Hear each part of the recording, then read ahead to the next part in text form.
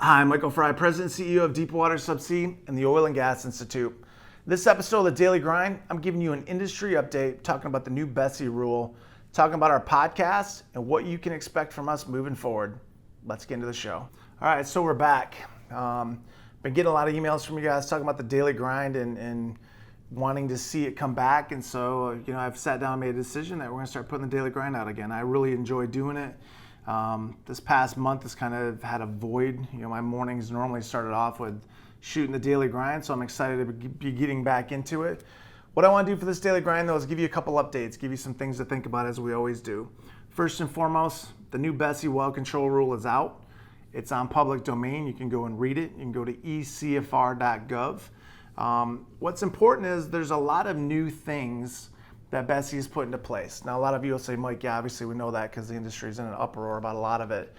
But what I want to focus on is the subsea guys and the operations guys that are out there who really need to get into the finer details of what's being asked. I'm going to give you a quick example.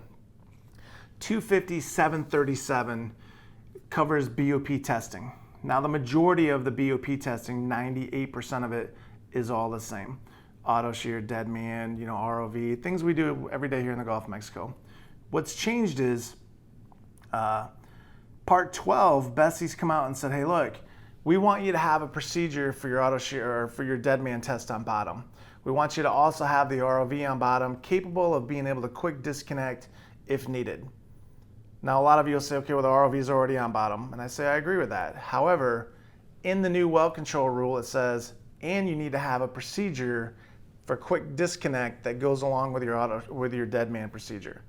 That is something new. So if you're not doing a gap analysis of what does the current CFR have versus what does the new CFR have, you're going to find out on July 28th that when BSEE comes out, you're going to be missing some of the things that you need to have.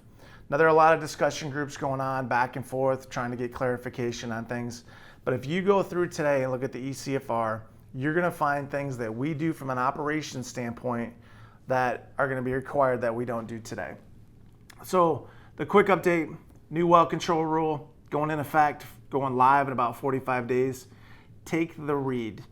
Unfortunately, there's no excuses for why you can't take the time to do it. And what I mean by that, I'm not saying it disrespectfully, it's online. You can click it, read it, bookmark it, come back to it. It's updated every couple of days. Matter of fact, I have it here in front of me. The last update, June 13th. Now I'm shooting this video on the 15th, so 2 days ago it was updated online. Very important that you bookmark that, eCFR. You can look up eCFR 250.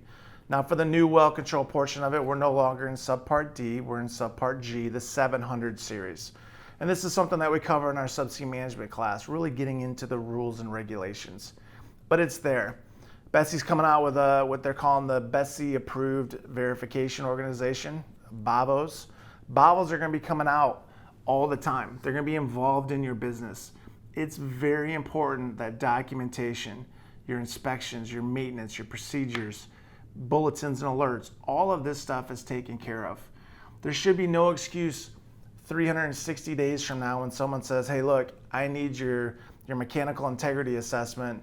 And then everybody's in a panic like, oh my gosh, I didn't know what was going on. It's there today, guys.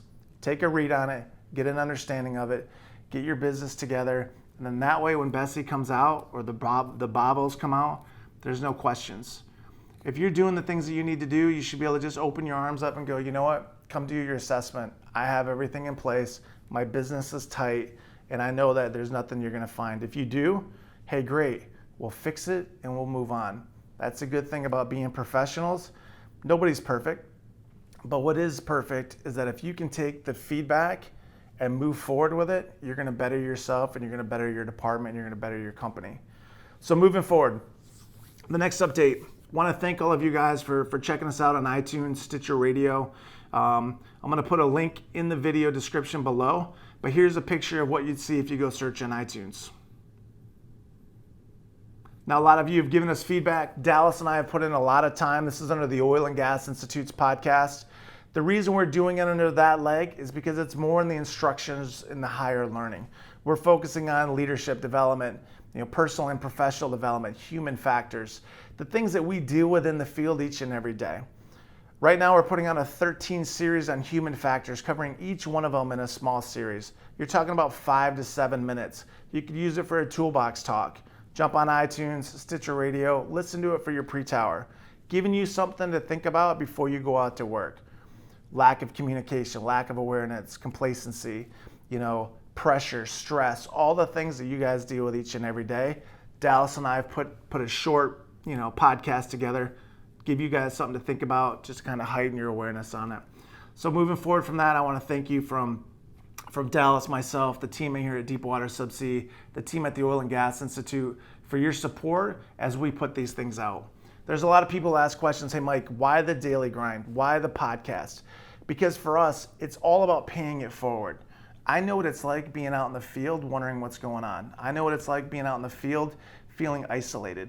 We put these resources out there to be able to bring the guys together. Our oil and gas industry is a very tight-knit community. We might be huge, we might be worldwide, but that 3 degrees of separation, or whatever the term is, we know everybody and anybody. What's important though is we get the information to the guys in the field. We have resources that the guys can turn to. If Dallas and I put out a podcast and it's 10 minutes long, and in those 10 minutes, somebody in the field says, you know what, I learned something today. That's of great value to us. As you always know in all the daily grinds, I say, hey, look, here's something to think about. I do that because I want you to think about it. I want you to be able to go out in your day and go, you know what? That's a good point. I didn't think about that. Heightened awareness, stress, pressure, all of these things. So I want to thank you. The team and I want to thank you. Check us out on iTunes. Check us out on Stitcher Radio. One last thing, jump on over to oginstitute.com. That's the training leg of Deepwater Subsea moving forward. We're going to be offering, if you go to our Deepwater Subsea page, you'll still see training listed. Until we get the transition, we're going to have it coming from both sides, but it's still the same class. The same information, just delivered under a different logo. What's important though, is as everybody has given us in our feedback, and you'll see the feedback on the OGI Institute page, we're extremely proud of what we've put out there, because everybody that comes through the class says it's one of the best classes that they've ever taken, both the advanced leadership class and our subsea management class. So again, quick wrap up, you're going to start seeing the daily grind again Monday through Friday. I appreciate all your feedback. I appreciate all your support. And as always, I wanted to give you guys something to think about.